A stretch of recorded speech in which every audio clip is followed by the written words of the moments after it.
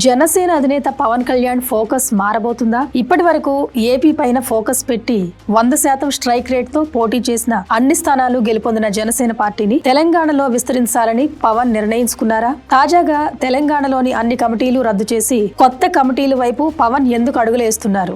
GHMC ఎన్నికలపై Pawan plan ఏంటి? Greater Hyderabad పరిధిలోని సెటిలర్స్ పై జనసేన కన్నేసిందా? పవన్ 2 రాష్ట్రాల వ్యూహం సక్సెస్ అవుతుందా?